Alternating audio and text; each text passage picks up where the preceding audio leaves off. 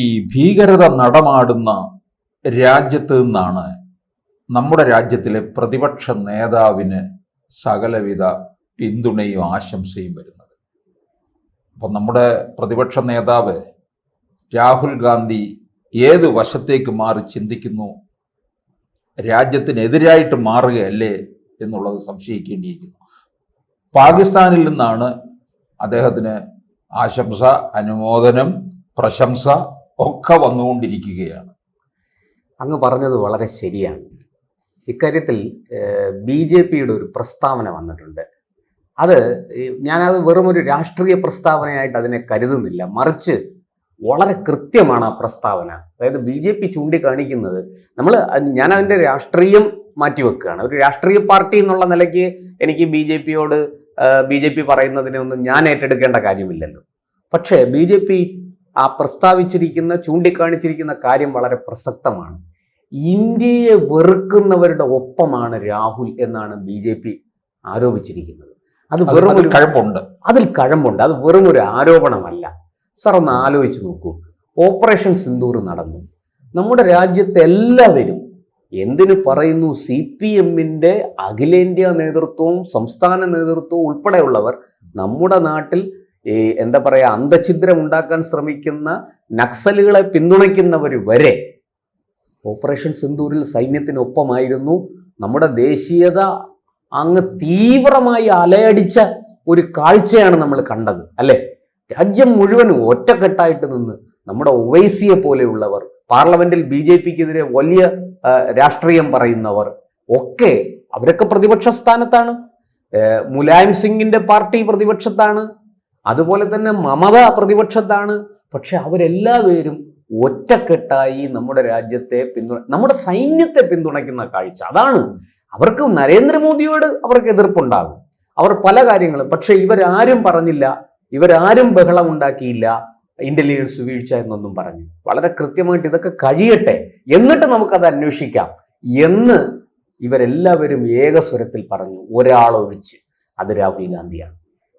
കോൺഗ്രസിൽ നിന്ന് പോലും നമുക്കറിയാം, ശശി തരൂരിനെ പോലെയുള്ളവർ എത്ര വലിയ പിന്തുണയാണ് നമ്മുടെ സൈന്യത്തിന് നൽകിയത്. നിങ്ങൾക്ക് കേന്ദ്ര സർക്കാരിനെ വിമർശിക്കാം, നരേന്ദ്രമോദിയെ അതിരൂക്ഷമായി വിമർശിക്കാം, രാഷ്ട്രീയ ആരോപണങ്ങൾ ഉന്നയിക്കാം, അദ്ദേഹത്തെ കുറ്റപ്പെടുത്താം, നമുക്ക് യാതൊരു പരാതിയുമില്ല അതിൽ. പക്ഷേ നമ്മുടെ സൈന്യത്തെ, നമ്മുടെ ദേശീയതയെ അതിൽ തൊട്ട് കളിക്കരുത്. അതുകൊണ്ടാണ് ഞാൻ BJP പറഞ്ഞ ഈ സ്റ്റേറ്റ്മെന്റിനോട് യോജിക്കുന്നത്. രാഹുൽ ഇന്ത്യയെ വെറുക്കുന്നവർക്കൊപ്പമാണ് നമ്മുടെ പ്രതിപക്ഷ നേതാവ് എന്ന BJPയുടെ ആരോപണം ശരിയാണെന്ന് പറയേണ്ടിയിരിക്കുന്നു. കാരണം ഇപ്പോൾ ഏറ്റവും ഒടുവിൽ പാകിസ്ഥാനിൽ നിന്ന് രാഹുലിന് വലിയ പ്രശംസയാണ്. നമ്മൾ പുരാണങ്ങളിലൊക്കെ കേട്ടിട്ടുണ്ടല്ലോ, ദേവകളുടെ പുഷ്പവൃഷ്ടി എന്നൊക്കെ ആകാശത്തുനിന്ന്. അതുപോലെ അതിർത്തിക്ക് അപ്പുറത്ത് നിന്ന് വലിയ പ്രശംസയാണ് രാഹുലിന് നേരെ ഉണ്ടായിക്കൊണ്ടിരിക്കുന്നത്. രാഹുൽ ഏറ്റവും വലിയ ജനകീയനായ നേതാവാണ് എന്നൊക്കെ നമുക്കറിയാം.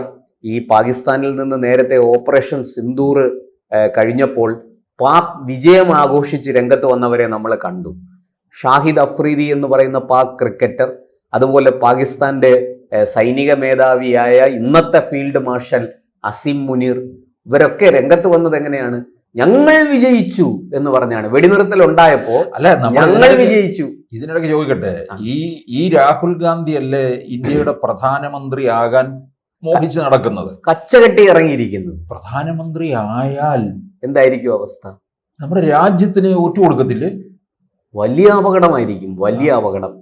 കോൺഗ്രസ് ഇക്കാര്യം കൂടുതൽ ആഴത്തിൽ വിശാലമായി ചിന്തിക്കട്ടെ. കോൺഗ്രസ്സിൽ ഒരുപാട് നേതാക്കൾ വിട്ടുപോയി, കോൺഗ്രസിനെ ഉപേക്ഷിച്ചു പോയി. പലരും മറ്റു പാർട്ടികളിലേക്ക് പോയിട്ടില്ല. ഗുലാം നബി ആസാദിനെ പോലെയുള്ളവർ നമുക്കറിയാം, അദ്ദേഹം രാഷ്ട്രീയ വനവാസത്തിലാണ്, മിണ്ടാതെ വീട്ടിലിരിക്കുകയാണ്. അപ്പോൾ അങ്ങനെയുള്ളവർ പോകാൻ കാരണം എന്താണെന്ന് ഇപ്പോൾ വ്യക്തമായിരിക്കുന്നു. ദേശീയതയ്ക്കെതിരായ നിലപാട് രാഹുൽ സ്വീകരിക്കുന്നു എന്ന് അവർക്ക് ബോധ്യപ്പെട്ടതിന്റെ അടിസ്ഥാനത്തിൽ ഓപ്പറേഷൻ സിന്ദൂറിൽ നമ്മളത് പ്രകടമായി കണ്ടു. ശശി തരൂരിനെതിരെ വിമർശനവുമായി. അതെ, ഇപ്പോഴിതാ വീണ്ടും ഒന്ന് ആലോചിക്കണം. നമ്മൾ മനസ്സിലാക്കേണ്ടത്, ഈ രാഹുലിനെ പിന്തുണച്ചു വരുന്നത് ആരാണ്? അപ്പുറത്തുനിന്ന് ഷാഹിദ് അഫ്രീദിയാണ്. രാഹുൽ ഒരു കറകളഞ്ഞ ദേശസ്നേഹിയാണ്, നല്ല മനുഷ്യനാണെന്നൊക്കെയാണ് ഷാഹിദ് അഫ്രീദി വെച്ച് കാച്ചുന്നത്. എന്തുകൊണ്ടാണ് ഷാഹിദ് അഫ്രീദി ഇത്തരത്തിലൊക്കെ പറയുന്നതെന്ന് എനിക്ക് മനസ്സിലാകുന്നില്ല. അതവിടെ നിൽക്കട്ടെ. പക്ഷേ ആ പറയുന്നതിൻ്റെ ഭാഗമായിട്ട് നമ്മൾ ചിന്തിക്കേണ്ട കാര്യം, ഇവർ രാഹുലിനെ പിന്തുണയ്ക്കുന്നത് വെറുതെയല്ല എന്ന് നമ്മൾ തിരിച്ചറിയണം. അതിൻ്റെ പുറകിൽ ചില ഗൂഢ അജണ്ടകളുണ്ട് എന്നാണ്. ഈ ഷാഹിദ് അഫ്രീദി പറഞ്ഞ മറ്റൊരു കാര്യം, BJPയെ പോലെ രാഹുൽ ഹിന്ദു മുസ്ലിം കാർഡിറക്കി കളിക്കുന്നില്ല എന്നാണ്. തികഞ്ഞ വർഗീയമായൊരു പരാമർശമല്ലേ അത്? അപ്പോൾ ഷാഹിദ് അഫ്രീദി അപ്പുറത്തിരുന്ന് ഇത് പറയുമ്പോൾ ഇവിടെ കൈയടിക്കാൻ കുറെ ആൾക്കാരുണ്ട് എന്നുള്ളതാണ് നമുക്ക് ഇതിൽ നിന്ന് മനസ്സിലാകുന്ന മറ്റൊരു കാര്യം. അതുകൊണ്ടാണ് BJP പറഞ്ഞത് ഇന്ത്യയെ വെറുക്കുന്നവരെല്ലാം രാഹുലിനൊപ്പമാണ് എന്ന്, അല്ലെങ്കിൽ രാഹുലിനെ അവർ പ്രകീർത്തിക്കുന്നു എന്ന് പറഞ്ഞത് അതുകൊണ്ടാണ്. ഇതിൽ അത്ഭുതപ്പെടാനില്ല, ഇങ്ങനെ രാഹുലിനെ പുകഴ്ത്തുന്നതിൽ അത്ഭുതപ്പെടാനില്ല. ഇന്ത്യയെ ഛിന്ന ഭിന്നമാക്കാൻ ശ്രമിക്കുന്നവർക്ക് ഇത്തരത്തിലുള്ള പല അജണ്ടകളുണ്ടാകും. ആ അജണ്ടകൾക്ക് ഒരു ഉപകരണമായി നിന്നു കൊടുക്കുകയാണ് രാഹുൽ ഗാന്ധി എന്നുള്ളതാണ് ഇവിടെ ഏറ്റവും പ്രസക്തമായി BJP ഉയർത്തുന്ന ഒരു വിഷയം. എന്തായാലും ഞാൻ അതിനെക്കുറിച്ച് നമുക്ക് ഇപ്പോഴൊന്നും പറയാനില്ല. പക്ഷെ ഒരു കാര്യം നമ്മൾ മനസ്സിലാക്കേണ്ടത്, ഈ പ്രധാനമന്ത്രി കസേരയിൽ ഇരിക്കണം എന്ന മോഹവുമായി നടക്കുന്ന രാഹുൽ ഗാന്ധി, നിങ്ങൾ രാഷ്ട്രീയം പറഞ്ഞുകൊള്ളൂ, നിങ്ങൾ പ്രധാനമന്ത്രിയെ വിമർശിച്ചുകൊള്ളൂ, നിങ്ങൾ BJPയെ കുറ്റപ്പെടുത്തിക്കൊള്ളൂ, രാഷ്ട്രീയമായിട്ട് നിങ്ങൾക്ക് അവരെ എന്തും പറയാം, അതിനുള്ള സ്വാതന്ത്ര്യമുണ്ട്, അവകാശമുണ്ട്. പക്ഷേ ഇന്ത്യൻ സൈന്യത്തെ, ഇന്ത്യൻ ദേശീയതയെ നിങ്ങൾ വെല്ലുവിളിക്കരുത്. അത് തെറ്റാണ്. അതൊരു പ്രതിപക്ഷ നേതാവിന് യോജിച്ചതല്ല.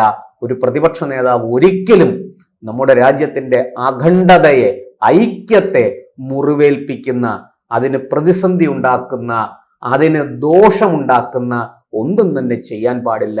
കാരണം പ്രധാനമന്ത്രിയെ പോലെ തന്നെ ഉത്തരവാദിത്വമുള്ള ഒരു പദവിയാണ് പ്രതിപക്ഷ നേതാവിൻ്റെത്. രാജ്യത്തെ ഗവൺമെന്റിനെ കറക്റ്റ് ചെയ്യാനുള്ള, അതിനെ തിരുത്താനുള്ള ഒരു തിരുത്തൽ ശക്തിയാണ് പ്രതിപക്ഷം എന്നുള്ളത് മറക്കാൻ പാടില്ല. പ്രതിപക്ഷത്തിന്റെ ആ ഉത്തരവാദിത്വം കളഞ്ഞു കുളിക്കരുതേ എന്നാണ് നമുക്ക് ഈ അവസരത്തിൽ കൈകൂപ്പി രാഹുൽ ഗാന്ധിയോട് പറയാനുള്ളത്. കാരണം അത് മുതലെടുക്കാൻ തക്കം പാർത്തിരിക്കുന്ന ചെന്നായ്ക്കൾ അതിർത്തിക്ക് അപ്പുറത്തുണ്ട്. അവരത് ഭംഗിയായി വിനിയോഗിക്കുന്നു. അവിടെ അവർ പ്രചരിപ്പിക്കുന്നത് രാഹുലിന്റെ വാക്കുകളാണ്. ലോകം മുഴുവനും അവർ അത് പ്രചരിപ്പിച്ചു കൊണ്ടിരിക്കുന്നു. നമ്മുടെ ഗവൺമെന്റിന് മേൽ, നമ്മുടെ സൈന്യത്തിനു മേൽ, നമ്മുടെ ദേശീയതയ്ക്ക് മേൽ സംശയത്തിന്റെ വിത്തുകൾ മുളപ്പിച്ചിരിക്കുന്നു അതിലൂടെ എന്നുള്ളതാണ് ഈ അവസരത്തിൽ നമുക്ക് പറയാം. പക്ഷെ അപ്പൊ ഒരു ചാരപ്പണി പോലും നടത്തുന്നുണ്ടോ എന്ന് സംശയിക്കേണ്ടി. തീർച്ചയായിട്ടും ഒരു ചാരനാണെന്ന് വേണമെങ്കിൽ പറഞ്ഞാലും. അല്ല, അങ്ങനെ ആരെങ്കിലും കുറ്റപ്പെടുത്തിയാൽ അവരെ നമുക്ക് പഴി പറയാൻ സാധിക്കില്ല. ആൾക്കാർ ഏതെങ്കിലും വിധത്തിൽ, ഇപ്പോൾ നമുക്കറിയാം രാജ്യത്തെ പല പ്രമുഖരായ രാഷ്ട്രീയ നിരീക്ഷകരും BJPയോട് രാഷ്ട്രീയമായി വിയോജിക്കുന്ന രാഷ്ട്രീയ നിരീക്ഷകർ പോലും ഓപ്പറേഷൻ സിന്ദൂരിനെ സംശയദൃഷ്ടിയാ സമീപിച്ചിട്ടില്ല. ഓപ്പറേഷൻ സിന്ദൂരിന്റെ വിജയത്തിൽ അവർക്ക് യാതൊരുവിധ സംശയവുമില്ല. നമ്മുടെ സൈന്യത്തിന് എന്തെങ്കിലും തരത്തിലുള്ള അപകടങ്ങൾ ഉണ്ടായോ, നമുക്ക് വൈമാനികരെ നഷ്ടപ്പെട്ടോ, നമ്മുടെ വിമാനങ്ങൾ നഷ്ടപ്പെട്ടോ തുടങ്ങിയ ഒരു ആശങ്കയും അവർക്കാർക്കുമില്ല. ആശങ്ക രാഹുലിന് മാത്രമാണ്. ഈ ആശങ്ക അപ്പുറത്ത്, അതിർത്തിക്ക് അപ്പുറത്ത് നിന്ന് ഇസ്ലാമാബാദിൽ ഇരുന്ന് മുതലെടുക്കുന്ന ഒരു വലിയ വിഭാഗം ആൾക്കാരുണ്ട്. അവർ ലോകം മുഴുവനും നമ്മളെ നാണം കെടുത്താൻ ഇത് ഉപയോഗിക്കുന്നു. അതിന്റെ ഭാഗമാണിപ്പോൾ. അതിന് നന്ദി പറഞ്ഞുകൊണ്ടാണ് അവർ രാഹുലിനെ പ്രശംസിച്ചിരിക്കുന്നത്, മറ്റൊന്നുമല്ല. അതുകൊണ്ട് തന്നെ BJPയുടെ ഈ പ്രസ്താവനയ്ക്ക് വലിയ വലിപ്പമുണ്ട്. BJP പറഞ്ഞിരിക്കുന്നതിനകത്ത് സാങ്കത്യമുണ്ട്. ഇന്ത്യയെ വെറുക്കുന്നവർക്കൊപ്പമാണ് നമ്മുടെ പ്രതിപക്ഷ നേതാവ് എന്ന കുറ്റപ്പെടുത്തലാണ് BJP നടത്തിയിരിക്കുന്നത്. അതിനെ നമുക്ക് തള്ളിക്കളയാവുന്നതല്ല.